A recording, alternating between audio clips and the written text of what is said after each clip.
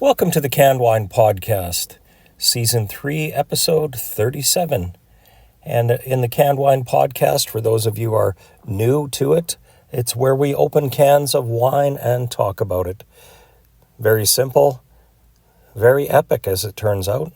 We're well over 100 episodes now, and we're deep into what we call the Rosé Roundup, this part of the season where we celebrate spring with opening cans of rosé.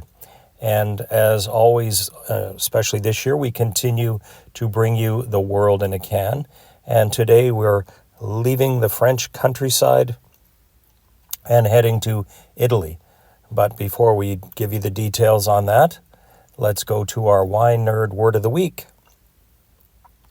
And it was a suggestion from a listener that maybe we should talk a little bit about people and wine, the people that make the wine, and outline what this person does, what that person does, just to give you a little bit of a lay of the landscape. So our Wine Nerd Word of the Week does exactly that, vintner. Now, a vintner can be one of two things. It can be someone who sells wine, but more importantly, and the way we take it, is the person who actually makes the wine, the person that's in charge of the wine-making process.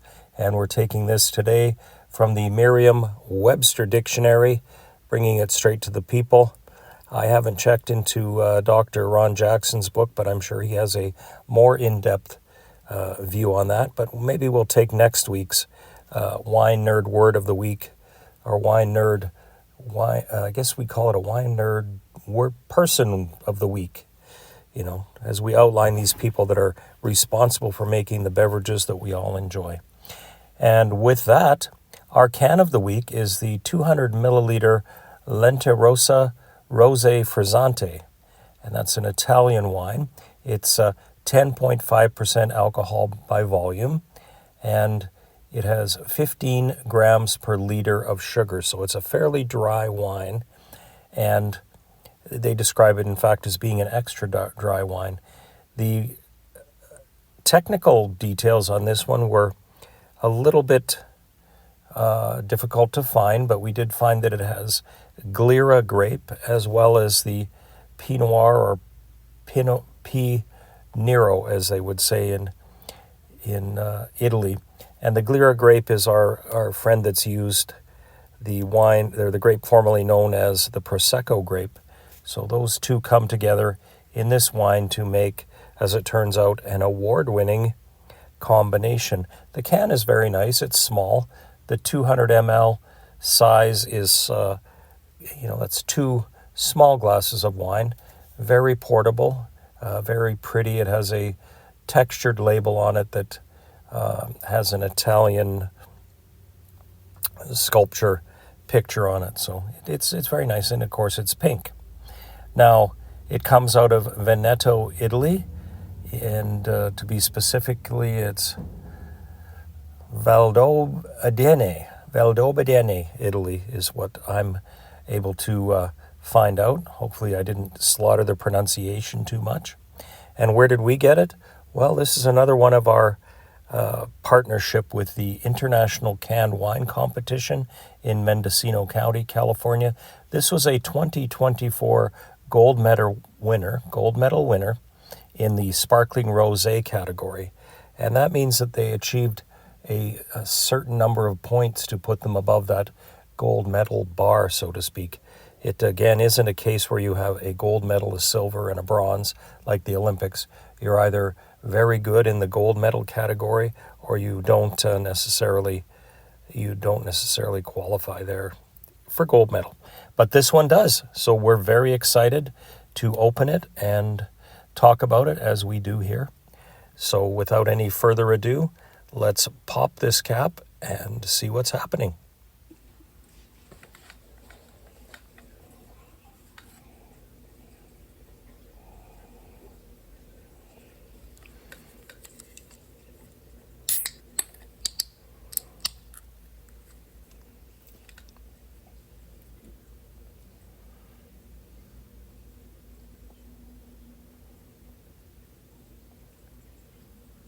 Very nice, very nice. A very light color, pinkish gold is how I'd describe it, but a very subtle gold or very subtle pink color. Let's just see here. Nice taste, yeah. I can smell berries, strawberries, definitely some berry flavors there. So well done. And what would you mix this with or pair it? They recommend prosciutto, mozzarella, bruschetta, anything with some tomatoes, typical Italian fare, very light, something you could have on a patio, I would assume. But that's my recommendation on that. And our shout out today goes to a longtime listener and friend of ours, Rob. We're hoping to get you on there to discuss that Chardonnay as soon as your mom recovers, and we're glad that she might be on the mend. So best of recovery for you guys. Anyways, our head scratcher from last week: what is the physically largest wine region in France? My research indicates that it's the Bordeaux region with 120,000 hectares. So that's very large indeed.